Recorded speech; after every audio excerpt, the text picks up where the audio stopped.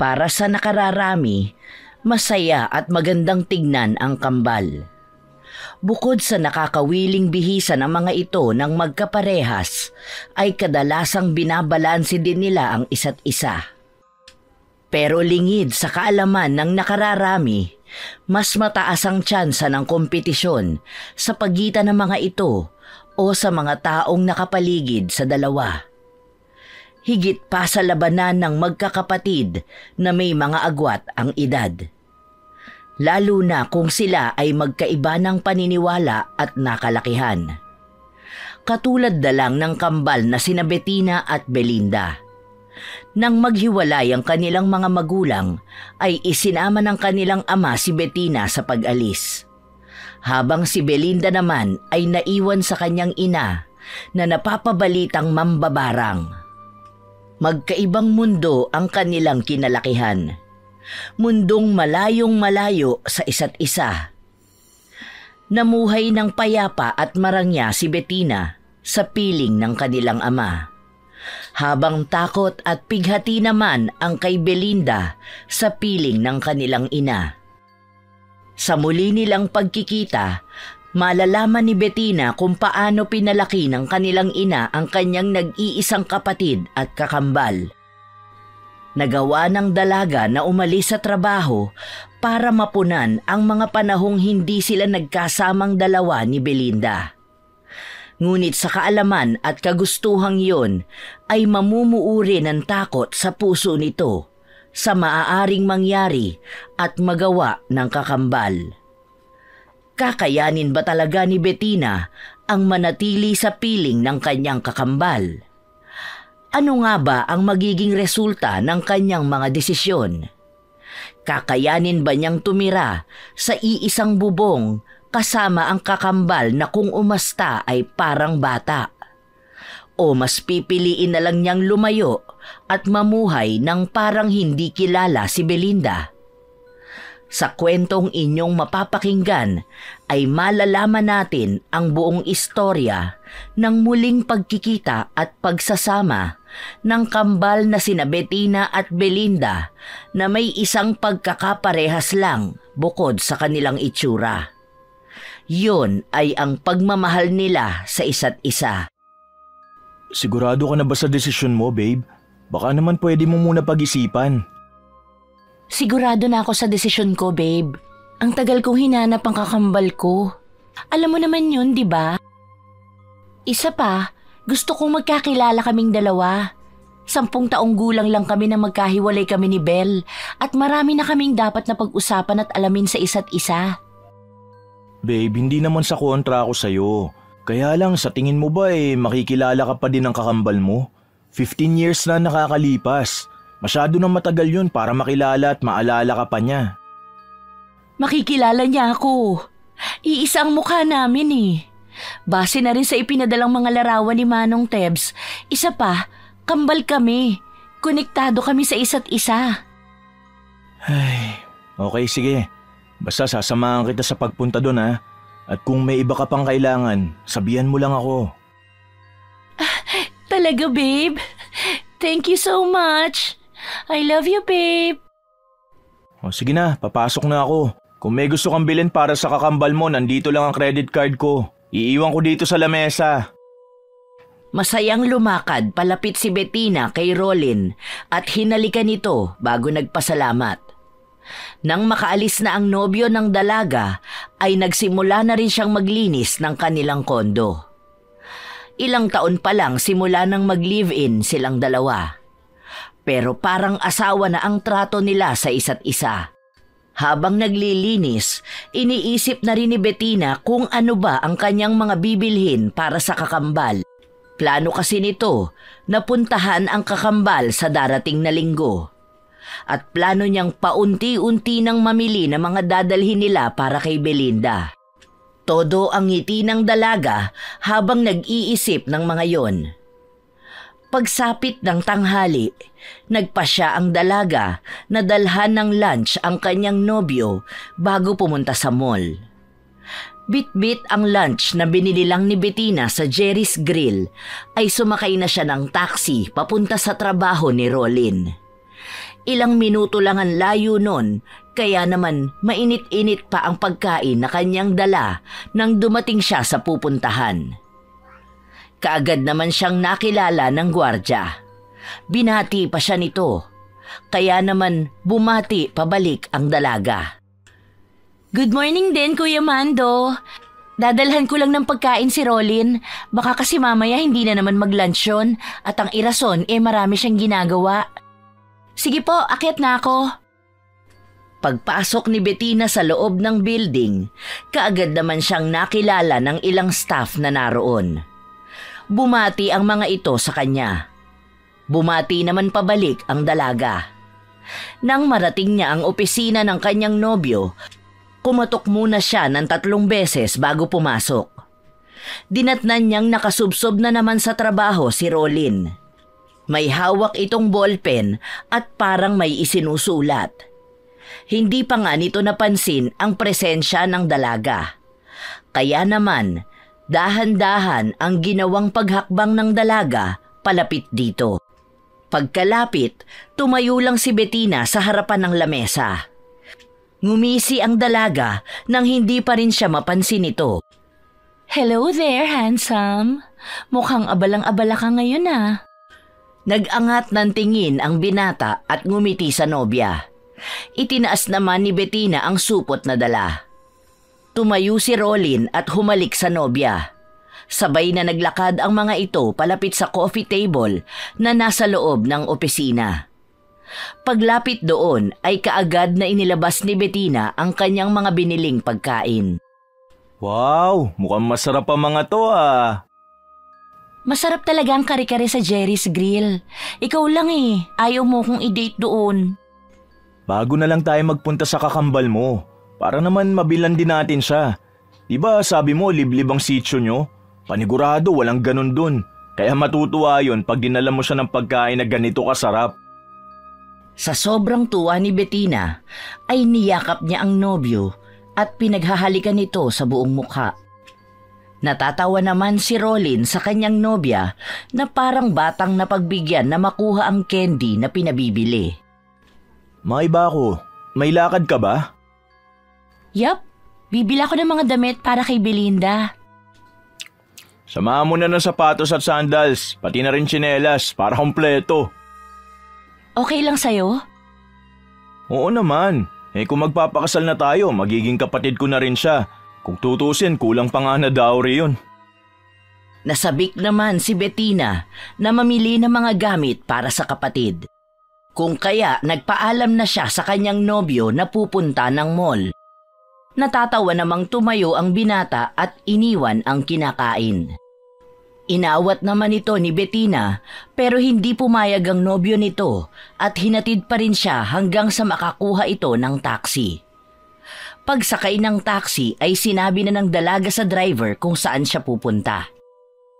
Mega Mall po. Pagkasabi nun, kaagad na pinaandar ng driver ang taxi. Habang nasa daan ay pinakatitigan ng dalaga ang larawan ni Belinda na ipinadala sa kanya ni Mang Tiburcio. Napapangiti pa ang dalaga sapagkat parang tinitignan lang niya ang kanyang sarili. Ang kaibahan lang nila, napakahaba at unat na unat ang buhok ni Belinda na kulay itim. Samantalang siya ay hanggang balikat lang at kulay blonde pa. Mapayat din ang kakambal na kapatid, habang siya naman ay may pagkatsabi. Lumipas pa ang humigit kumulang 30 minutos at narating na niya ang patutunguhan. Pagkapasok ng mall ay kaagad na inisa-isa ni Bettina na pasukin ang mga pagbibilhan niya. Hindi naman nahirapang maghanap ang dalaga. Nang mabili na niya ang lahat, dumaan muna siya sa isang cafe para bumili ng kape at ilang hiwa ng cake na kakainin nilang magkasintahan mamaya. Pagkatapos makabili ay dumiretso ng uwi na siya. Madilim na rin nang makauwi siya sa bahay nila. Nang makapasok sa bahay, ay kaagad siyang tumingin sa orasan. Nang mapansing malapit nang makauwi ang nobyo, ay ibinaba na lang muna niya ang mga pinamili sa sofa at nagtungo na sa kusina para magluto ng kanilang hapunan. Gumawa na lang siya ng adobong manok na puti para mabilis maluto. Nang sumapit ang 8:00 ay saktong natapos na sa pagluluto si Bettina. Doon naman dumating ang pagod na si Rolin. Ang bango naman ang niluto ng asawa ko. Asawa talaga? At isa pa, talagang masarap ako magluto, ano? At masarap magmahal. Love you, babe. Hinalikan pa ng lalaki sa pisngi ang nobya. Napahagik-gik naman si Bettina. Mamaya ka na maglambing. Kumain na muna tayo. Maghahanda na ako ng lamesa ha. At ikaw naman, magbihis na. Yes, ma'am. Napapailing na lang si Bettina habang sinusundan ng tingin ang nobyo na naglalakad papasok sa kanilang kwarto. Nang mawala na ito sa kanyang paningin, ay doon lang nagsimula ang dalaga na ayusin ang lamesang kanilang pagkakainan. Ilang minuto lang ay lumabas na rin ulit sa kanilang silid si Rolin. Naihanda na rin ni Bettina ang lamesa at ang kanilang pagkain. Sabik namang lumapit ang binata sa lamesang inihain ng kanyang nobya. Uy, mukhang marami na naman ako makakain ah. Siyempre, masarap na nga ang ulam, maganda pa ang nagluto. Oo naman, simulan na natin tikman ang puting adobo ala Bettina. Sinimulan ng lagyan ng kanin at ulam ni Bettina ang platong nasa harapan ng nobyo. Nang malagyan yon ay kaagad na nilantakan ni Rolin ang pagkain. Sarap na sarap ito at halos hindi nagsasalita. Napapangiti na lang si Bettina habang dahan-dahang sumusubo. Nang matapos na sila ay iniligpit at hinugasan na ng dalaga ang kanilang pinagkainan. Ang mga natirang ulam ay inilagay na ni Bettina sa isang lalagyan bago ito inilagay sa ref. Pagkatapos nun ay naglinis na ng katawan ng dalaga. Nang matapos maglinis ng katawan si Bettina ay tinungo na niya ang kanilang silid. Nadatna niya doon ang nobyo na may hawak na remote at patuloy sa pagdut-dut doon. Oh, baka naman masira ang remote. Gigil na gigil ka. Hinahanap ko kasi yung bagong pelikula ni Judy Ann Santos. Ay, meron ba? Oo, Ouija pa nga ang title eh. Kasama niya dun sina Julina Magdangal, Isa Calzado at Trian Ramos. Isa pa, alam mo namang gusto kong paraan ng pagsusulat ni Aloy Adlawan. Ah, oo. Nakita ko nga yung trailer na yan, babe. Mukhang maganda nga. Ito, nahanap ko na. Lika na, babe. Mukhang panay Tagalog movies ang panonoorin natin this week ah. Mukha nga. Habang nanonood ang dalawa, ay hindi mapigilan ni Bettina ang mapahagik-gik sa kanyang nobyo. Ito ang lalaki pero mas malakas pa ang tili nito kaysa sa kanya. Nang nasa parte na sila ng maraming nakakagulat at nakakatakot na eksena, ay tuluyan ng napahagalpak ng tawa ang dalaga sa ginawa ng nobyo. Bukod sa pagtili nito, ay para itong batang nagtatakip ng unan sa kanyang mukha. Doon pumasok namang naisipan ni Bettina na kunin ang mga slice ng cake na binili niya kanina. Babe, saglit, kukuha lang ako ng cake ha? Iiwan mo ako dito? Babe naman! I-pause mo na lang yan, tapos sumama ka sa akin sa kusina para makapili ka na rin sa mga binili kong slice ng cake. Nang maipos na ni Rolin ang kanilang pinapanood, ay nauna pa itong tumayo sa dalaga. Natatawa namang tumayo si Bettina at lumapit sa kanyang nobyo. Hinawakan niya ang kamay nito at hinila papuntang kusina. Pagdating doon ay inilabas lahat ng dalaga ang kanyang mga binili. Oh, pili ka na ng flavor na gusto mo. Chocolate na lang. Babe, ano kaya kung mag-grocery tayo bukas ng mga dadali natin para sa kakambal mo? Pwede naman, pero kukunin ko muna yung mga naiwan kong gamit sa dati kong opisina. Sakto. Pagkakuha natin, diretso na tayo. Salamat, babe. Alam ko namang kontra ka sa pagre-resign ko. Kaya lang mas gusto ko na lang magnegosyo para lagi kong kasama ang aking kakambal. Walang kaso yun sa akin. Ang mahalaga, masaya ang babe ko. Isa pa, pumayag na din ng big boss ko na magbakasyon ako na 1 linggo. Sapat naman na siguro yun para maayos natin ang lahat bago tayo bumalik dito. Okay lang ba talaga sa'yo na dumito muna ang kakambal ko? Oo naman. Mas gusto ko yun kaysa doon kayo sa probinsya. Mapapalayo ako sa'yo pag ano na nangyari. O siya, sige na at ituloy na natin ang pinapanood natin kanina. Dito na lang natin kainin ang cake. Ayoko na ituloy yun. Natatakot ako eh.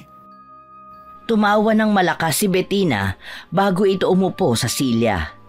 Ganon din ang ginawa ng nobyo nito at masaya nilang pinagsaluhan ang cake na binili ng dalaga. Habang nagpaplano ng kanilang mga gagawin pag naisama na nila doon si Belinda. Nang makaramdam ng antok ang mga ito, ay sakalang sila natulog. Mahimbing at magkayakap pa nga ang mga ito. Kinabukasan ay nagising si Bettina dahil sa amoy ng ginigisang bawang. Napakapapa nga ito sa kanyang tabi. Nang mapagtantong wala roon ang nobyo, ay dali-daling bumangon si Bettina at patakbong tinungo ang kusina. Dinatnan niya roon ang nobyo na nakasuot pa ng apron habang kumakanta sa harap ng kalan. Wow! Mukhang masarap ang lulutuin ng babe ko ah! Oh, gising ka na pala. Magsasangag pa lang ako eh. Pero tapos na ako magprito ng longganisa at itlog. Wait lang babe ah. Sige lang, ngayon ko na lang ulit matitikman ang luto ng mahal ko eh. Ito naman, kinikilig tuloy ako. Napabungis-ngis si Bettina sa sinabi ng nobyo. Pasimpleng kinuha ng dalaga ang kanyang cellphone at kinuhanan ng larawan ang nobyong nakasuot ng apron. Simula sa likod maging sa side view. Nang mapansin yun ni Rolin ay humarap ito sa nobya at itinaas ang sandok na hawak at ngumiti ng napakalaki. Natatawa naman si Bettina habang kinukuhanan ng larawan ang lalaki. Tama na yan babe. Maupo ka na lang dun. Ito naman, ang cute-cute mo nga eh. Ay, sige na nga. O kung gusto mo naman, maglista ka na ng mga bibili natin. Ilang araw na lang pupuntahan na natin ang kakambal mo. Dahil sa narinig ay nagmamadaling tumalima si Bettina at kinuha ang kanyang notebook at ballpen na nasa sling bag na lagi niyang dala kapag lumalabas. Nang makuha yon ay nagmamadaling bumalik sa lamesa ang dalaga at umupo. Itinaas pa nito ang kanyang paa bago sinimulang magsulat ng kanilang mga bibilhin sa grocery. Katulad na lang ng sabon, shampoo, conditioner, mga panglaba, toothpaste at kung ano-ano pa. Ilang minuto pa ang lumipas at naghahain na ng pagkain sa lamesa si Rolin habang patuloy pa rin sa pagsusulat si Bettina. Babe, remember na 1 linggo ka lang dun. At ako 3 araw lang. Yes, babe. Huwag na masyadong marami ang dali nating stock ng pagkain. At paniguradong masariwa pa ang mga tinda sa probinsya. Ang ilagay mo lang dyan yung magagamit nyo kapag wala ako. Sa bagay, dadalhin naman natin dito si Belinda kaya mabibilhan ko pa siya ng iba niyang gustong kainin. Nakangiting tumayo si Rolin habang dahan-dahang ibinababa ang malaking mangkok ng sinigang. Tumayo naman si Bettina at ibinalik na sa bag ang sinusulatan. Nang makabalik ito sa kusina ay dumiretso ang dalaga sa pagtitimpla ng kanilang kape ni Rolin. Pagkatapos nun ay binitbit na niya ang 2 tasa sa lamesa at sinimulan na nilang kumain ng almusal. Pagkatapos nilang kumain ay hinugasan na ni Bettina ang kanilang pinagkainan habang si Rolin ay naligo na. Nang matapos sa paghuhugas si Bettina ay inihanda na niya ang kanyang isusuot maging ang mga kahon na kanyang dadalhin panghakot sa kanyang mga gamit. Ipinaglabas na rin niya ng isusuot ang nobyo. Isang simpleng t-shirt lang yon at pantalon. Nang matapos ang nobyo ay siya naman ang naligo. Mabilis lang ang ginawang pagligo ng dalaga. Kaya wala pang 30 minutos ay natapos na siya. Pagsapit ng 8:00 ay saktong nakapag-ayos na ng kanyang sarili si Bettina. Kaya tinungo na nila ang dating pinapasukang opisina nito. Habang nasa daan, wala sa loob na napatanong si Bettina kay Rolin ng ilang mga bagay. Babe? Yes, babe. Kung isasama natin si Belinda rito, sa tingin ko mas magandang kumuha na lang tayo ng kahit maliit na apartment. Ano sa tingin mo? Naisip ko na rin yan. Kaya nagpahanap na ako sa isang kakilala ko. At yun ang aasikasuhin ko pagbalik ko rito. Pag naiayos ko na ang lahat, saka ko kayo babalikan sa probinsya para iuwi. Talaga babe? Gagawin mo yun? Nakangiti namang tumango si Rolin. Labis naman ang saya ni Bettina. Ilang saglit pa ay narating na nila ang dating opisina ng dalaga. Ikinarga lang nila sa 2 kahon ang lahat ng gamit ng dalaga bago nila nilisan ang dating pinagtatrabahuhan ni Bettina. Dumiretso ang dalawa sa Save More para mamili ng groceries. Pagdating doon ay inilabas ni Bettina ang kanyang listahan. Isa-isang kinuha ang mga yon at inilagay sa cart na tulak-tulak naman ni Rolin. Nang makuha na ang lahat, ay pumili na ang mga ito sa counter para magbayad. Nag-uunahan pa ang dalawa sa pagbabayad. Ako na to. Para naman may pangsimula ka na negosyo na gusto mo pag nandito na si Belinda. Sure ka? Ikaw na lang kasi lagi ang naglalabas ng pera. Ano ka ba, babe? Ang pera ko, pera mo rin. Paganda ka na, magpapakasal na tayo. Kaya magiging legal na asawa mo na ako. Isa pa, ang pera pwedeng kitain, pwedeng palitan. Pero ikaw, naku, paniguradong hindi na ako makakahanap pa ng kagaya mo. Bakit? May plano ka pa bang maghanap? Siyempre wala. Miss, magkano nga po ulit lahat? Sinabi ng kahera ang bill nila at kaagad yung binayaran ni Rolin. Maayos namang inilagay sa kahon ng packer ang mga pinamili nila. Isang malaking kahon at isang maliit ang pinaglagyan ng kanilang mga pinamili. Nang matapos yun ay binuhat na ni Rolin ang mga kahon papunta sa pinagparkan nila ng kotse. Sa likurang upuan na lang inilagay yon ng lalaki sapagkat hindi kakasya ang isang kahon sa likod ng compartment. Nang mailagay yon ay umuwi na rin ang magkasintahan. Lumipas pa ang ilang araw at dumating na ang pinakahihintay ni Bettina. Ang pagpunta sa probinsya kung nasaan ang kanyang kakambal na si Belinda. Kinailangan nilang bumiyahe ng mahigit kumulang 7 oras bago narating ang probinsyang sinilangan ni Bettina. Nasasabik at kinakabahan ang dalaga. Lalo na nang huminto na ang kanilang sinasakyan sa harap ng isang bahay na gawa lang sa kawayan. Humugot muna ng malalim na buntong hininga si Bettina bago bumaba. Naglakad ang dalaga papunta sa may pinakaharap na pinto. Sa likod naman nito ay ang kanyang nobyo na may malaking ngiti sa mga labi. Natutuwa ito para sa kanyang nobya na walang ibang hiling kundi ang makita at makasama ang kakambal. Tao po! Belinda! Belinda!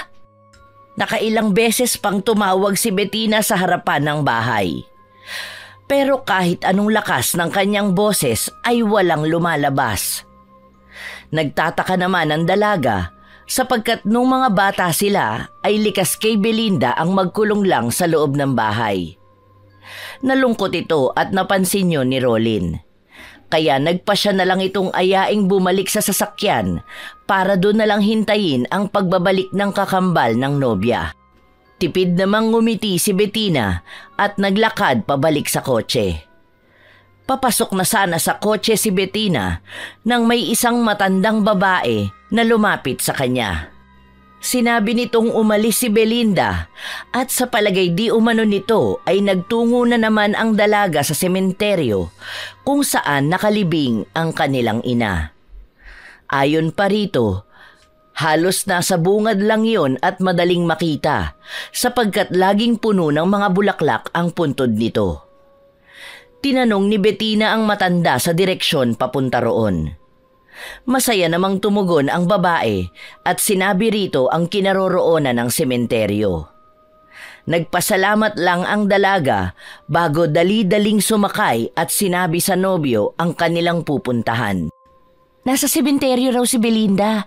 Kailangan lang daw natin lumabas ng barangay namin. Tapos kapag nakita na raw natin yung unang gasolinahan, liliko tayo sa kanto nun. Parang nakita ko nga yun kanina. Napansin ko rin na may arko dun eh. Oo, yun nga ang sabi ng matanda. Doon tayo sa San Rafael Cemetery. Parang yun nga nakasulat sa arko. Ano, tara? Parang batang tatango-tango ang dalaga. Masaya namang nagmaniobra ang nobyo nito pabalik sa nadaanan nila papunta roon. Ilang minuto lang at narating na rin nila ang arko na sinasabi ng matanda. Nang iliko ni Rolin ang kotse doon, ay isa yung mahabang daan na napagigitnaan ng palayan. Kumunot naman ang noo ng binata. Dito ba talaga yun? Bakit ganito? Nasa ng mismong sementeryo? Sa bandang dulo pa. Sa pagkakaalala ko, nung bata pa ako may isang estatwa ng anghel sa gilid ng gate nun. Mabagal ang ginawang pagpapaandar ni Rolin sa kotse. Para kung sakaling makasalubong nila ang kakambal ng nobya, ay madali lang nilang maihihinto ang sasakyan. Ilang sandali pa, narating na nila ang gate ng sementeryo. Pero dahil maliit lang ang pasukang yon, ay nagdesisyon ang dalawa na bumaba at maglakad na lang papasok sa loob. Naunang pumasok si Rolin na hawak ang kamay ng nobya na nasa likuran lang nito. Nang parehas na silang makapasok, huminto muna sa paglalakad ang mga ito at inilibot ang kanilang paningin.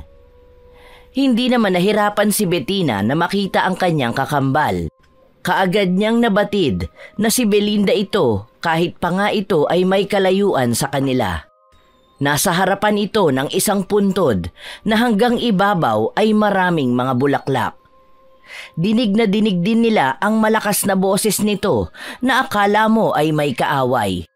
Bakit ba ayaw niyo maniwala sa akin? Sabi nang babalikan ako ng kakambal ko. Babalik si Bettina. Mahal ako ng kapatid ko. Mahal niya ako. Sinungaling kayo. Hindi totoo yan. Habang pinanonood ang kanyang kakambal na nagsasalitang mag-isa, ay hindi na napigilan pa ni Bettina ang nararamdaman. Napaluha ito sa kanyang nasasaksihan. Batid man ang dalaga na may sakit ang kanyang kapatid sa pag-iisip, ay hindi niya inakalang ganito na yon kalala. Parang lahat ng lakas niya ay hinihigop ng kung anong puwersa ng mga sandaling yon. Napansin naman ng kanyang nobyo na si Rolin ang panginginig ni Bettina, kaya hinawakan niya ang kamay nito at nang lumingon ay binigyan niya ito ng isang malaking ngiti bilang assurance na ayos lang yon. Nagpahid ng luha si Bettina at saka malakas na sumigaw. Belinda! Belinda! Nandito na ako! Bettina? Bettina! Ang kakambal ko! Lalakad na sana palapit si Bettina kay Belinda nang bigla itong tumalikod muli at saka tumawa ng malakas. Kakaiba ang tawang yon para sa dalaga. Nakaramdam siya ng kilabot kahit pa nga hindi niya maintindihan kung bakit. Sabi sa inyo babalikan ako ng kakambal ko kasi mahal niya ako. Sino ngayon sa atin ang sinungaling? Belat! De! Namilog ang mata ni Bettina nang biglang nilingon siya ni Belinda ng may malaking ngiti. Lakad takbo itong lumapit sa kanya. At lahat ng kilabot na nararamdaman ni Bettina nung una ay unti-unting natunaw.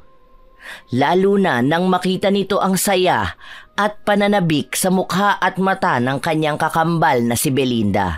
Nang makalapit si Belinda at yumakap sa kanyang kakambal, ay nakaramdam ito ng kakaibang pakiramdam. Halo-halo ang emosyon ni Bettina ng mga sandaling yun. Masaya siya na malungkot na naaawa sa sinapit ng kakambal sa kamay ng kanilang may kalupitang ina. Napahagulgol ang dalawa habang magkayakap. Tila ayaw na ngang maghiwalay ng mga ito kung hindi lang sila inaya ni Rolin na bumalik na sa kanilang tahanan.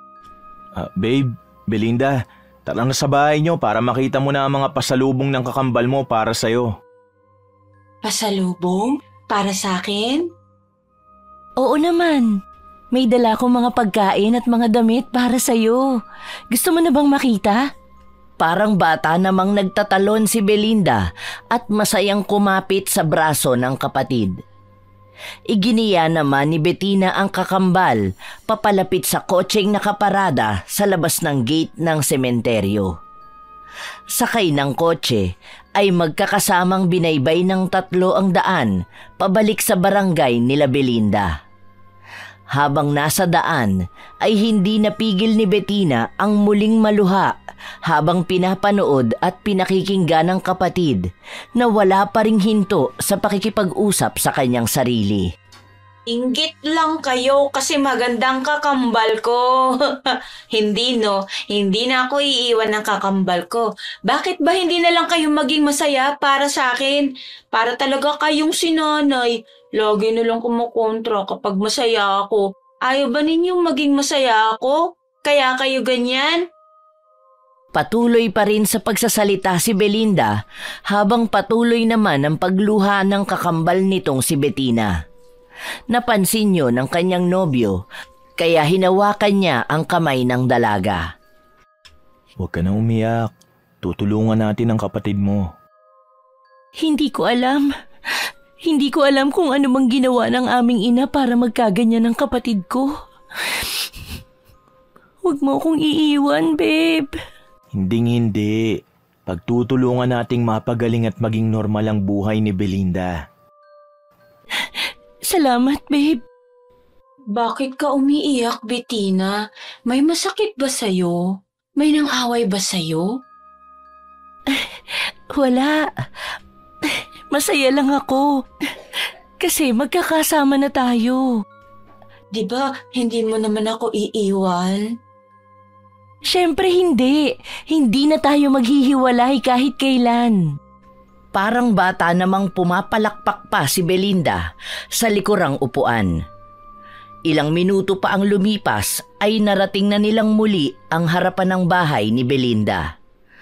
Kaagad na bumaba ito, nagsisigaw na dumating na ang kanyang kakambal. Pagkababa ni Bettina ay napansin niyang nakatingin lang ang iba nilang kapitbahay, habang ang iba naman ay nakangiti lang. Nabalik lang ang tingin niya sa kanyang kakambal nang lumapit ito at hinawakan siya sa kanyang kanang kamay. Hinila siya ni Belinda papasok sa bahay kubo na tinitirhan nito. Naiwan namang napapailing si Rolin sa labas. Bumuntong hininga na lang ito at naglakad papunta sa likurang bahagi ng kotse para ibaba ang 2 box na dala nila. Nasa ganoong akto ang binata nang may lalaking lumapit dito. May edad na ito pero mababakasan pa rin ng lakas ang pangangatawan. Ikaw ba ang kasama ni Bettina? Ako nga pala si Tebs. Ako ang nagpadala sa kanya ng mga larawan ni Belinda. Kayo po pala ang sinasabi ni Bettina. Oo, inaawa kasi ako kay Belinda eh. Matalik na kaibigan ko ang ama nila noon. Kaya lang wala naman ako magawa para sa kanya. Kaya nang makita ko ang post ni Bettina na hinahanap niya ang kapatid niya, nagpadala ako kagad ng mensahe. Ganun po ba? Gaano na po katagal nagkakaganyan si Belinda? Simula na magdalaga ang batang yan, nagkaganyan na siya. Sa palagay ko, dala na din ang araw-araw na pagmamalupit ng kanyang ina. Madalas nga naririnig namin ang mga panahaw niya pero wala kami lakas sa loob na makialam. Bakit naman po? Kahit po ang tanod o kapitan nyo dito, walang magawa? Wala. Takot kaming lahat sa ina nila dahil na rin sa bali-balita. Ay, wag na natin pag-usapan pa yun. Halika, tulungan na kita magbitbit ng mga yan, papasok sa loob. Sige po, salamat. Pinagtigisahan nila ang 2 kahon at dinala yon sa loob ng kubo ni Belinda. Nadatnan nila sina Bettina at Belinda na masayang nag-uusap. Nakaupo patalikod sa kanila si Bettina sa isang bangkong mahaba habang si Belinda naman ay mukhang nagtitimpla ng kape. Parehas na napangiti ang 2 lalaki sa kanilang nasasaksihan. Inilapag muna nila ang mga kahon sa sofa na gawa sa kawayan. Nakuha naman nun ang atensyon ni Belinda. Ngumiti ito ng malaki at sa kanya kinausap si Tebs na nakalakihan na niyang tawaging Mang Terbs. Mang Terbs, tama nga po kayo ng sinabi nyo na napakaganda po ng kapatid ko. Ang saya-saya ko po ngayon. Kasama ko nga ngayon ang kakambal ko. Salamat po sa pagdadala sa akin ng pagkain. Alam mo, lagi niya akong binibigyan ng pagkain at saka ng bigas. Tapos minsan, meron pang pansit. Masarap yun. Maraming salamat po sa pagtingin-tingin sa kakambal ko. Masaya ako na kahit papano may nagawa ko sa mga inaanak ko. At para na rin sa tatay nyo. Sige, mauna na ako. Dito na po kayo maghapunan. Pasasalamat na rin po namin sa inyo. Ngumiti lang ang matandang lalaki at saka umupo sa tabi ng kahon. Nagtatalo naman si Belinda na animo ay bata. Pumapalakpak pa ito bago tinungong muli ang kusina at muling nagtimpla ng 2 tasa ng kape. Pagkatapos ay dinala niya yon sa 2 lalaking nagkukwentuhan sa sala. Nang maibigay yon ay bumalik ito sa tabi ni Bettina. Masayang nagkukwentuhan ang mga ito hanggang sa sumapit ang hapunan. Nagluto lang ng simpleng ulam si Bettina at masaya nilang pinagsaluhan yon. Pagkatapos nilang kumain ay ipinakita sa kanila ni Belinda ang dating silid ng kanilang mga magulang. Walang papag doon, tanging lumang banig lang. Inabutan sila nito ng mga pangsapin at mga punda. Dito kayo matutulog tapos ako doon sa dati nating kwarto. Kapag may kailangan kayo, katukin nyo lang ako ha. Ay, oras na pala ng pagdadasal ko. Maiwan ko muna kayo. Kumunot naman ang noo ng 2 nang basta na lang sila talikuran ni Belinda at dali-dali itong pumasok sa silid nito. Dinig pa nila ang paglak ni Belinda ng pinto. Nagkibit balikat na lang ang kakambal nitong si Bettina at inaya na ang kasintahang magpahinga. Nang nakahiga na sila ay napag-usapan ng magkasintahan ang kanilang mga plano. Isa na roon ang paghahanap ng apartment at gagawing negosyo ni Bettina pagbalik ng Manila. Pagkatapos nilang mapag-usapan yon ay nagdesisyon ng mga ito na matulog na. Lingid sa kanilang kaalaman ay may butas ang pader na nakapagitan sa silid ni Belinda at sa silid na ginagamit nila. Nakasilip lang sa kanila roon ang kakambal ni Bettina. Tinitingnan nito ng masama ang nobyo ng kanyang kapatid. Sa pagtalikod nito ay tinungo niya ang isang lamesang punong-puno ng kung ano-ano.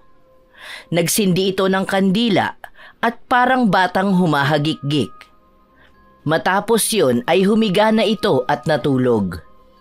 Lumipas ang mga araw na naging maayos naman ang lahat sa 3. Laging pinapasyal ni Belinda ang mga ito sa bukid. Wala namang naging problema.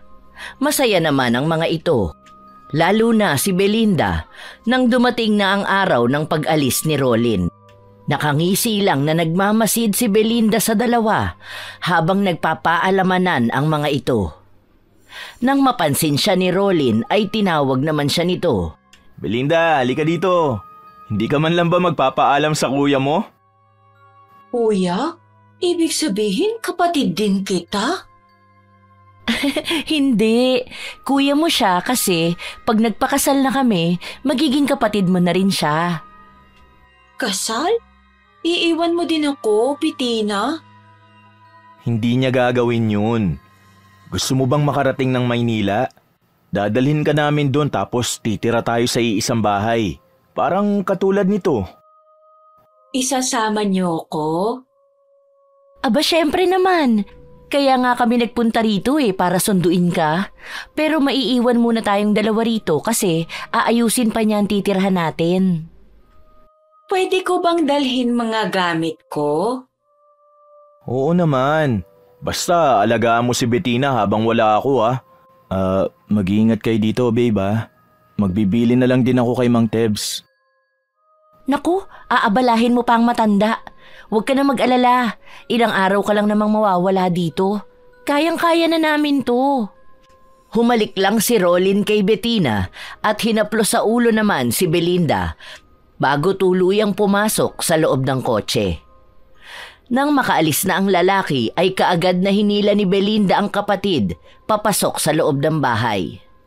Pinaupo niya ito sa sofa na gawa sa kahoy at saka nagsimulang magkwento rito tungkol sa kanilang ina. Alam mo bang ikaw ang paborito ni nanay? Kaya nang iwan niyo kami dito, lagi na lang siyang galit sa akin. Sinasaktan ka ba ni nanay? Oo, lalo na kapag ginagalaw kong mga gamit niya, lalo na ang mga libro niya na ayaw niyang ipahawak noon sa atin.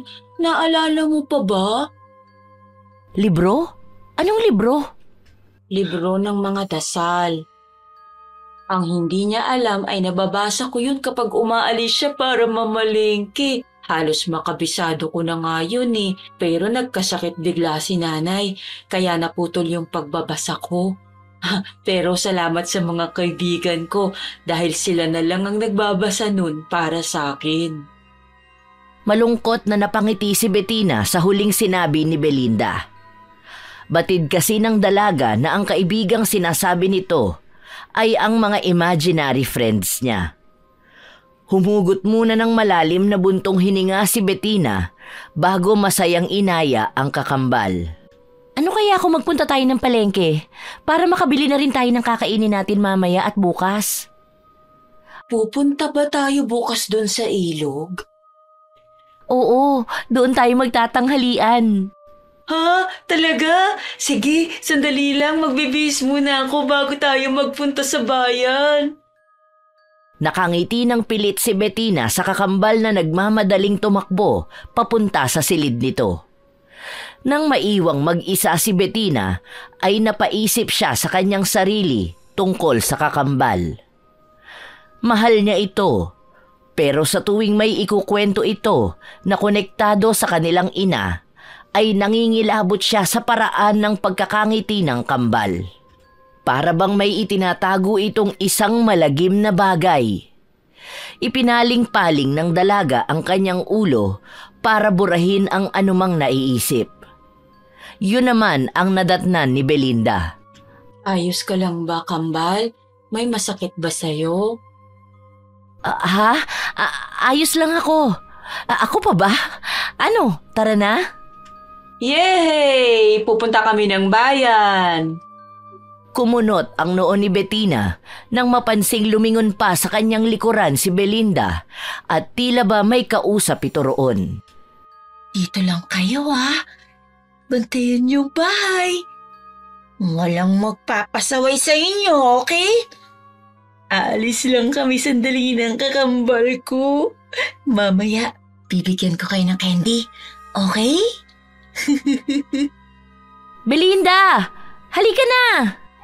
Teka lang, nandyan na.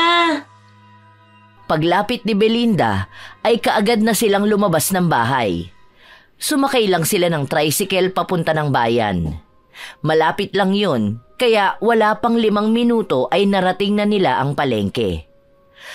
Sa buong durasyon ng kanilang biyahe papunta roon ay nakahawak lang sa braso si Belinda.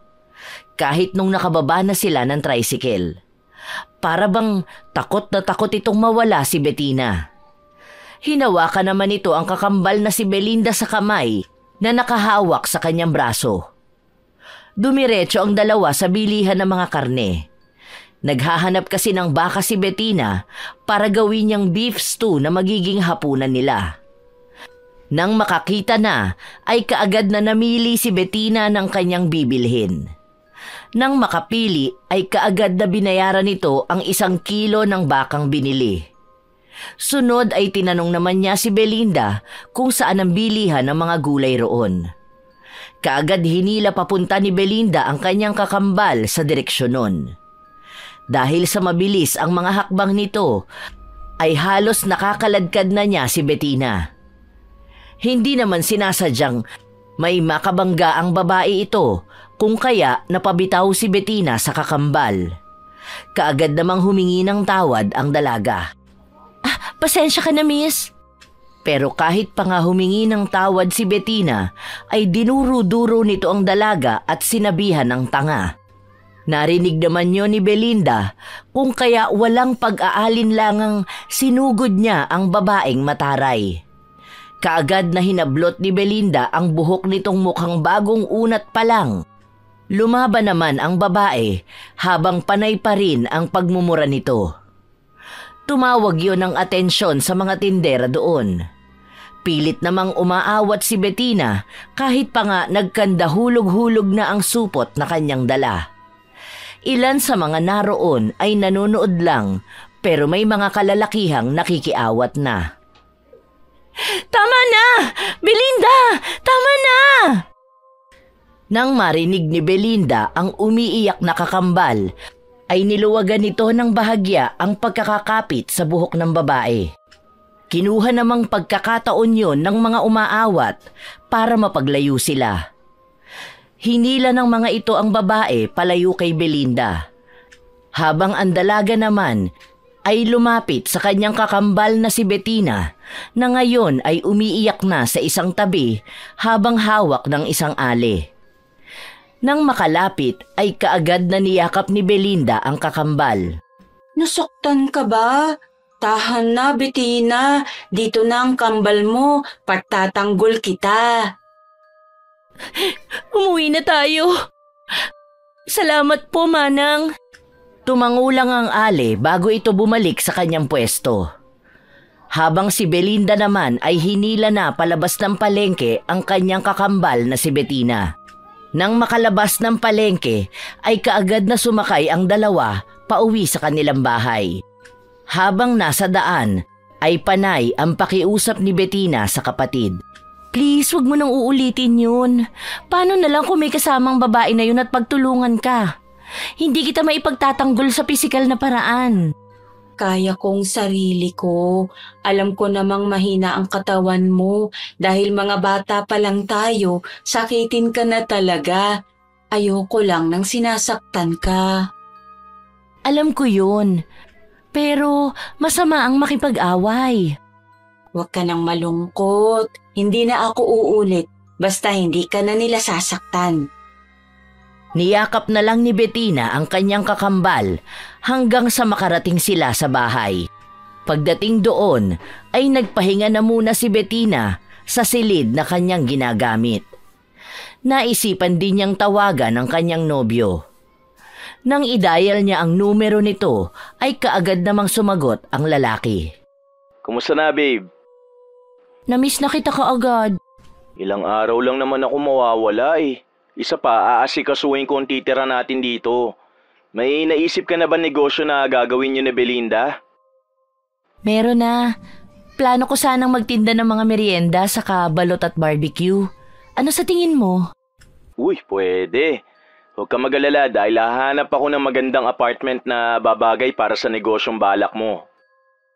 Plano ko din magpa-order ng mga sweets like leche flan, graham cakes. Maganda yan. Tapos mag-aalok ako sa mga kaopisina ko. Excited na talaga ako sa magiging bagong bahay at buhay natin. Paniguradong... Hindi na natapos ni Bettina ang sinasabi sa kanyang nobyo nang marinig niya ang malalakas na katok ni Belinda. Ayaw pa man sanang tapusin ng babae ang pag-uusap nila ng kanyang kasintahan, pero mukhang mahalaga ang pakay ng kanyang kapatid kung kaya ito kumakatok ng ganon. Pagkatapos magpaalam ay kaagad na tumayo si Bettina at pinagbuksan ang kakambal. Bakit? Gusto mo ba tulungan kitang magluto? Napatingin bigla si Bettina sa orasan at nanlaki ang kanyang mga mata na mag-aalas 7 na pala. Napakamot na lang siya ng ulo bago ngumiti sa kanyang kakambal. Nagugutom ka na ba? Magluluto na ako, pero pwede mo ba ako ipagtimpla ng kape? Masaya namang tumango si Belinda. Nauna pa ito sa pagpunta sa kusina, kaya sumunod na lang si Bettina bago ngumiti. Pagdating sa kusina ay kaagad na sinimulan ni Bettina ang pagluluto, habang si Belinda naman ay nagtitimpla na ng kape para sa kakambal. Nang matapos nitong magtimpla ay kaagad niya yung ibinigay sa kakambal na naghihiwa ng mga sangkap para sa pagkaing lulutuin niya. Dahil nga sa nangyari kanina sa palengke ay naiba ang plano ng dalaga na lutuin. Beef steak na lang ang kanyang gagawin. Anong ulam natin mamaya? Beef steak. Ano yun? Basta, mamaya matitikman mo na. Oo nga pala. Yung babae kanina sa palengke. O bakit? Ano yun? Taga dito yun sa atin. Salbahe talaga yung Elena na yun eh. Alam mo ba na halos lahat dito inaaway niya? Hayaan mo na sila. Basta ikaw, hindi ka dapat nakikipag-away. O sige, kailan tayo uuwi sa bahay niyo? Pagbalik ni Rolin dito, susunduin niya lang tayo. Saka tayo pupunta sa amin. Nagningning naman ang mga mata ni Belinda at nagtanong pa ito ng nagtanong tungkol sa itsura ng Maynila. Masaya naman yung inilarawan ni Bettina. Habang ginagawa yon ay isinalang na niya ang kanilang ulam. Ilang minuto lang ang lumipas ay nakaluto na rin siya. Pagkatapos nun ay inilagay niya na sa isang plato ang kanyang nilutong beef steak na nagmamantika lang at walang sabaw. Pagkalapag niya nun sa lamesa ay kaagad na kumuha ng isang hiwa si Belinda at isinubo yun. Nang matikman ni Belinda ang luto ng kambal, ay para itong batang tuwang-tuwa at pinupuri ang kapatid. Masaya namang ipinaglagay ng kanin ni Bettina ang kakambal. Pagkatapos nun ay ang kanya naman. Maganang pinagsaluhan ng dalawa ang kanyang niluto. Nang matapos silang kumain ay nagpaalam na kaagad si Belinda na magdarasal na ito. Tumangulang si Bettina at iniligpit ang kanilang pinagkainan. Sanay na sa ganoon ang dalaga. Sa tuwing matatapos silang maghapunan ay nagkukulong sa kwarto ang kakambal at nagpapaalam na siya ay magdarasal. Pag gano'n na ay naghuhugas na ng plato si Bettina. Tapos ay tatambay sandali sa labas para magpaantok. Habang nakatambay ay doon niya nakakapalitan ng mensahe ang nobyo. Kinabukasan, habang nagwawali si Bettina sa kanilang bakuran, ay nakita niyang nagkakagulo ang ilan sa mga kapitbahay niya habang nakatanaw sa isang bahay na may ambulansya sa harapan nun. Nang makita niya si Tebs ay tinawag niya ito. Mang Tebs! Ano pong nangyayari? Nako, si Elena yan dadali nila sa ospital. Kagabi pa daw suka na suka. Namimilipit pa nga daw sa sakit na tiyan. Baka kinukulam na yan sa kasamaan na ugali. Kulam po. Naniniwala po kayo sa ganon? Baka naman po talagang may sakit lang. Sakit? Hindi no. Sigurado kaming kinukulam yan.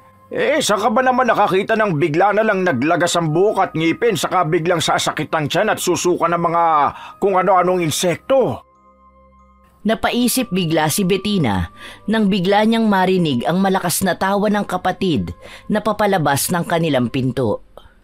Kumunot ang noo niya dahil doon. Nagkaroon ng pagdududa ang dalaga na baka may kinalaman ang kanyang kakambal doon. Dahil na rin sa parang natutuwa pa ito sa nangyari sa kanilang kapitbahay. Kaya nagtanong ang dalaga sa matandang nasa harapan. Kung kinulam po siya, sino naman po ang gagawa nun? Baka mga kamag-anakan din niya. Ang alam ko, nag-aagawan sila sa lupang kinatitirikan ng bahay niya dahil nga family property ng mga lolo at lola niya yan. Alam mo kasi, si Elena, Masama ang ugali niyan. Halos lahat dito'y kaaway niya at lahat inaangkin. Hindi na talaga nakakapagtakang makulam siya. Ano pong pinag-uusapan ninyo? Yung laging umaaway sa'yo, mukhang nakarma na. Si Elena? Nakarma? Buti nga sa kanya. Ang sama niya kasi. Belinda, bad din ang ganyan. Pero parang hindi siya narinig ng kakambal at mas lalo pa nitong nilakasan ang pagtawa. Pagkatapos ng pangyayaring yun, ay naging mas masigla si Belinda. Bagay na lalong nagpapatindi sa duda ni Bettina. Pilit man niyang iwinawak siyon sa kanyang isipan ay hindi talaga mawala-wala yun. Lumipas pa ang mga araw at dumating na ang pinakahihintay ng magkapatid. Ang araw ng pagbabalik ni Rolin. Maaga itong gumayak at tumawag pa sa nobya para sabihing bibiyahe na ito pagkatapos nilang mag-usap. Dahil doon ay nakampante ang dalaga. Inabala na lang niya ang kanyang sarili sa pag-aayos ng mga gamit na kanilang dadalhin. Ganon din si Belinda. Inayos na nito ang kanyang mga gamit. Lumipas pa ang mga oras pero hindi na nakatanggap ng tawag o mensahe si Bettina galing kay Rolin. Babalik ba talaga siya? Bakit wala pa si Kuya? Hindi ko rin alam eh. Kinakabahan ako. Maggagabi na pero hindi pa rin siya dumarating. Panayri lang ang phone niya. Baka naman hindi niya talaga tayo babalikan. Hindi ganun si Rolin. Kahit kailan, hindi niya pa nagawa ang hindi mag-update sa akin. Bakit kaya wala pa siya? Hindi ko alam. Kapag bukas wala pa siya, uuwi na tayo sa Maynila. Tumangulang si Belinda bago ito humiga sa kawayang sofa. Habang si Bettina naman ay nakatanaw pa rin sa labas ng kanilang bahay. Pilit pinipigilan ang mga luha sa pagpatak. Sobrang nag-aalala siya sa kanyang nobyo. Hindi niya alam kung ano ba ang nangyayari rito. Nang antukin na si Bettina ay nagdesisyon siyang isarado na ang pinto at tinungo na lang ang kanyang kwarto. Pagsapit ng umaga ay nagsipilyo lang ang dalaga bago ginising ang natutulog pa ring kakambal. Bumangon naman kaagad ito at pupungas-pungas pang nagtungo sa lababo para maghilamos at magbumog. Belinda, sa daan na lang tayo mag-almusal. Hindi talaga maganda ang kutob ko. Baka may nangyaring masama kay Rolin. Pupunta na tayong Maynila? O sige, handa na ako. Yun na nga ang kanilang ginawa. Bit-bit ang kanilang mga gamit ay umalis sila ng bahay. Sumakay sila ng tricycle papunta sa bus station. Pagdating doon ay sakto namang may paalis na bus papuntang Maynila. Hinabol nila yon at kaagad naman silang napansin ng konduktor kaya nakasakay rin sila. Sa buong biyahe ay natutulog lang si Belinda habang si Bettina naman ay halos hilingin ng lumipad ang sinasakyang bus para makarating sila kaagad ng Maynila. Nang marating nila ang Maynila, sumakay sila ng taxi papunta sa condo unit ng magkasintahan.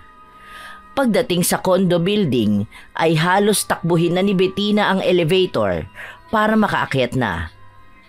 Habang si Belinda naman ay manghang-mangha sa kanyang nakikita. Ang ganda-ganda pala dito. Dali na. Paulit-ulit na pinipindot ni Bettina ang up button ng elevator. Nang bumukas yun ay kaagad na hinila ni Bettina ang kakambal papasok. Nang magsimulang umandar yun ay napahawak pa si Belinda kay Bettina. Doon naman naalala ng dalaga na hindi nga pala sanay sa ganoon ang kakambal. Pasensya ka na, Belinda. Hindi na talaga ako nakakapag-isip ng diretso.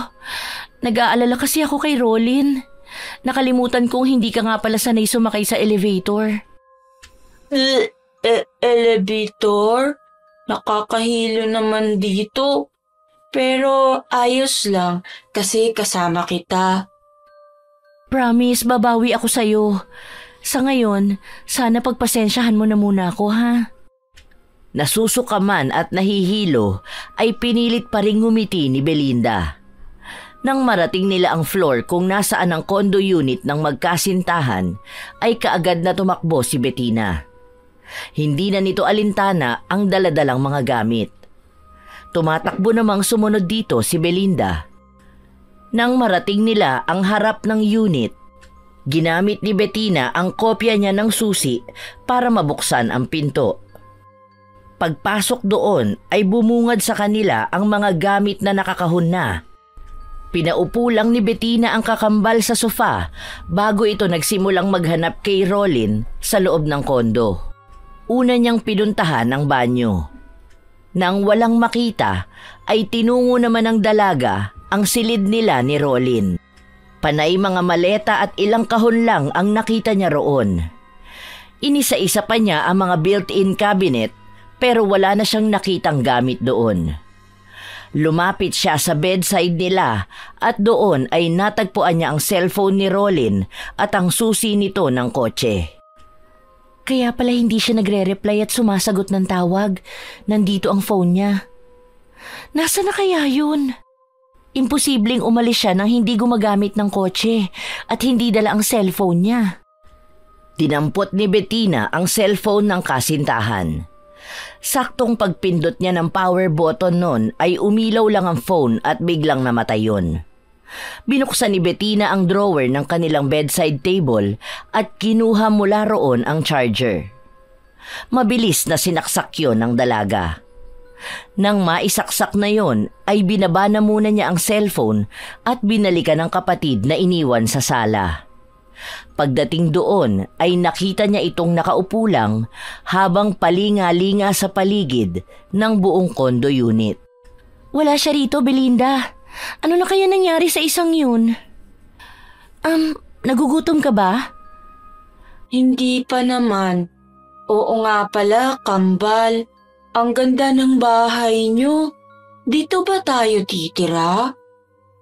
Pansamantala lang. Teka, aayusin ko lang ang kwarto para makapagpahinga ka. Hindi na hinintay pa ni Bettina ang magiging sagot ng kapatid. Bumalik siyang muli sa kwarto at muling nilapitan ang cellphone. Nang makitang 3% na yon, ay sinubukan niya muli itong buksan. Umabot din ng halos 1 minuto bago tuluyang mabuksan ang phone. Bumungad sa kanya ang larawan nilang dalawa na siyang wallpaper ng kanyang nobyo. Mabilis na pumunta siya sa recent contacts nito at nakita niya roon ang kanyang numero at ang emergency contacts ng condo unit. Nakadama ng kaba ang dalaga dahil doon. Nagpapanik siya sa kakaisip kung ano ang nangyari sa kanyang kasintahan. Huminga muna ng malalim ang dalaga bago pinindot ang emergency contact na huling tinawagan ng kanyang nobyo. Isang ring lang yon at kaagad namang may sumagot. Hello? This is from Unit 1124. Pwede ko po bang malaman kung bakit kayo ang nasa last contact ni Mr. Rolin Andres? Kaagad namang nakilala ng nasa kabilang linya si Bettina at sinabi rito na nagpatawag ng ambulansya si Rolin. Ayon pa rito ay nadatnan nila ang lalaki na wala ng malay sa sahig ng sala. At ngayon ay nasa Makati Medical Center daw ito. Ha? Sige, salamat. Pagkababa ng cellphone ay kaagad na dinampot ni Bettina ang susi ng kotse at saka lumabas ng kwarto. Nagbilin lang ito sa kapatid na manatili roon at may importante siyang pupuntahan. Belinda, dito ka lang muna. Kung nagugutom ka, magtingin ka na lang muna ng mga pagkain sa kusina. Ang alam ko may mga dilata pa kami doon tsaka noodles. Huwag kang aalis dito, ha? Saan ka pupunta? Bakit mo ko iiwan?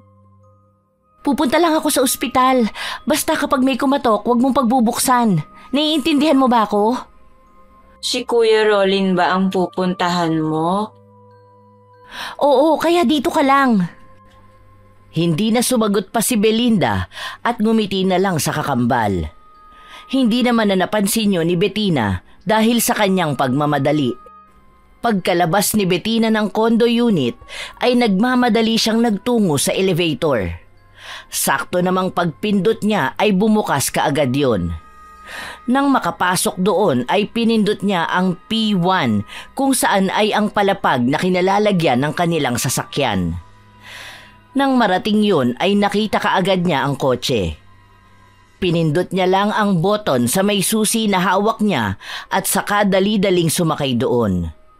Pinaharurot niya yon palabas ng building. Habang ang naiwan naman na si Belinda ay nagsasalita na namang mag-isa. Ha? Ayokong pakialaman ng mga gamit ng kakambal ko. Bakit ba ang kukulit ninyo? Dapat kasi hindi na kayo sumama pa dito. Ano?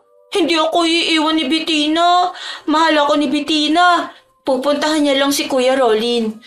Hindi niya aagawin sa akin ang kakambal ko. Panay ang sigaw ni Belinda na akala mo ay may kaaway.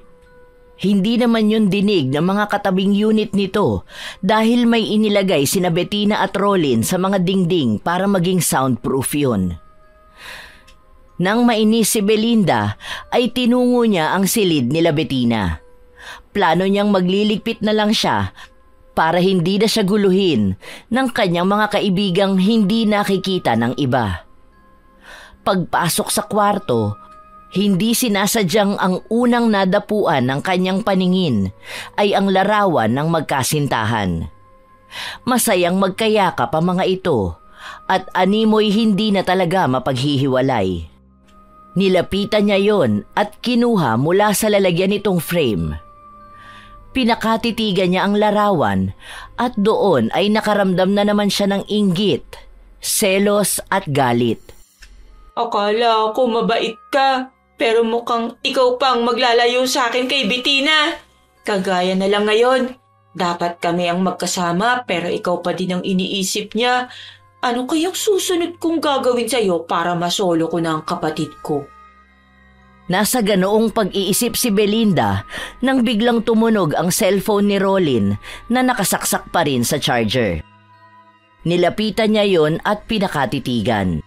Dahil wala naman siyang alam sa ganon, ay hindi niya nalang ginalaw yun. Bagkus ay naglakad na lang siya palabas ng kwarto at kinuha ang kanyang bag. Mula roon ay kinuha niya ang isang manika na panay tulo ng kandila ang katawan. Habang nasa kabilang kamay naman niya ang larawan ng magnobyo.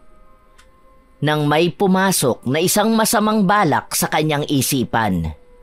Napahagik-gik pa siya sa kanyang naisip. Maghanda ka na, Kuya Rolin.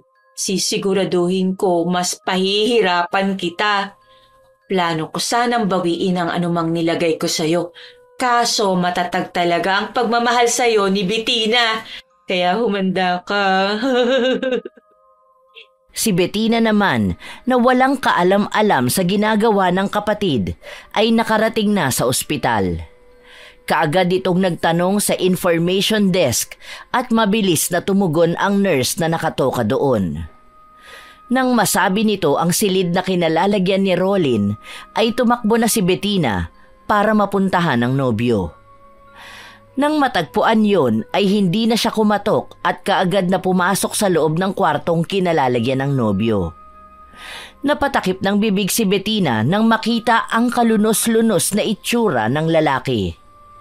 Mapula ang balat ng nobyo at parang nagkakaliskis pa. Umiiyak na nilapitan niya ang natutulog na si Rolin. Nang makalapit ay hindi napigil ni Bettina na yakapin ang kanyang kasintahan. Dahil doon ay nagising ang binata. Bettina, paano mo nalaman? Nag-alala kasi ako sa'yo, kaya nagdesisyon akong umuwi. Ano bang nangyari sa'yo? Anong sabi ng doktor? Hindi pa alam ng mga doktor kung ano ang sakit ko. Bigla lang din kasi ang nangyari. Nung una, namumula lang ang balat ko. Tapos nung araw na susunduin ko kayo, Nagbitak-bitak ang balat ko na parang kalyo. Mahapdi. Pero hindi ko ininda kasi gusto ko kayong masundo ni Belinda. Kaya lang, bigla na lang ako nakaramdam ng pagkahilo. Kaya tumawag ako sa emergency contact ng kondo. Umiiyak na pinagmasdan ni Bettina ang kalagayan ng kanyang nobyo. Doon niya napagtantong kakaiba nga ang sakit sa balat ng kasintahan. Hindi yon normal at wala siyang alam na uri ng sakit na ganon ang magiging itsura. Hinaplos na lang niya ang noo ng kanyang nobyo at umupo sa gilid nito. Kahit na ganon pa ang itsura ng balat ni Rolin, ay hindi nakaramdam ng pandidiri si Bettina. Lumipas pa ang ilang oras, ay bigla na lang nagkikisay si Rolin. Sa pagkataranta ay kaagad niyang pinindot ang pulang buton sa uluhan ng kama nito. Ilang sandali pa ay nagdatingan ang mga doktor. Nagpanik naman si Bettina. Dok, ano pong nangyayari? Bakit nagkakaganyan ang boyfriend ko? Ngunit hindi sumagot ang doktor. Nilapitan naman siya ng isang nurse at inaya munang lumabas. Ayaw pa sana ni Bettina pero ayaw niyang mag-eskandalo kaya sumama na lang siya rito. Nang nasa labas na sila ng silid ay kinausap siya ng nurse. Ayon dito, mukhang hindi sila ang kailangan ng kanyang nobyo. Naaawa na raw ito sa kalagayan ng binata. Sa palagay raw ng nurse ay kinukulam ito. Ano? Kinukulam? Alam mo ba sinasabi mo? Nurse ka, diba? Bakit naniniwala ka sa mga ganyan?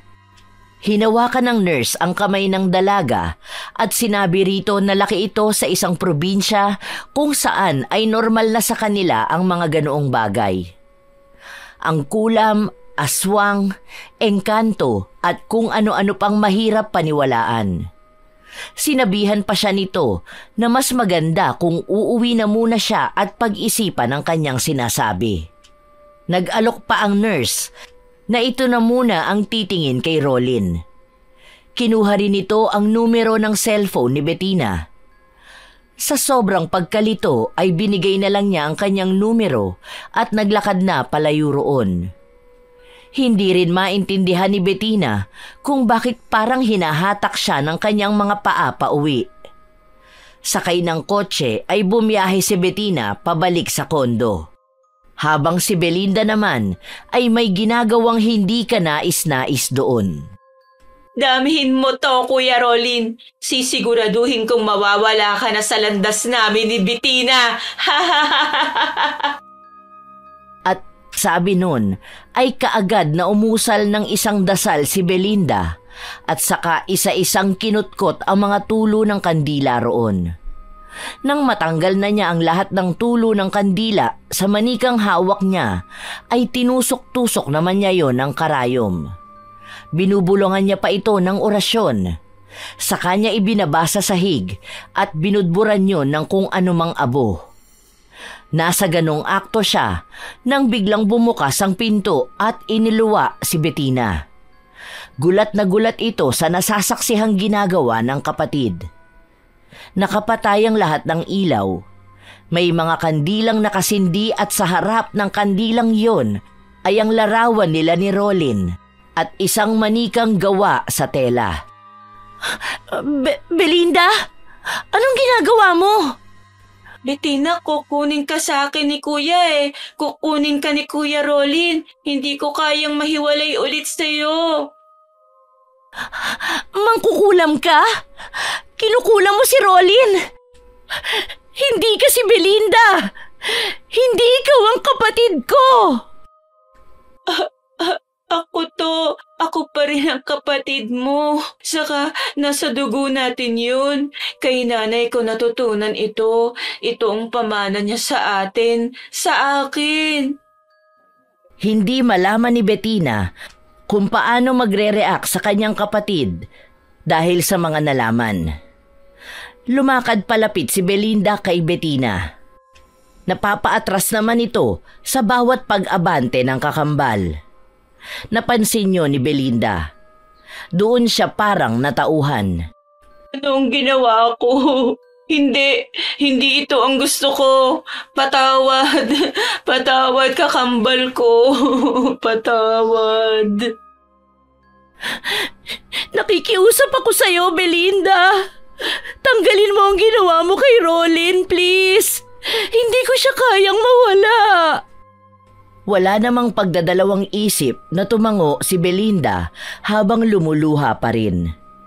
Bumalik ito sa harap ng mga kandila at muling umusal ng dasal. Habang ginagawa yon, ay may tinatanggal ito sa manikang tela na hawak nito. Habang si Bettina ay nanonood lang sa ginagawa ng kapatid.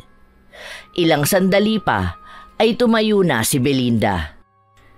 Natanggal ko na. Magkakasama na ulit kayo.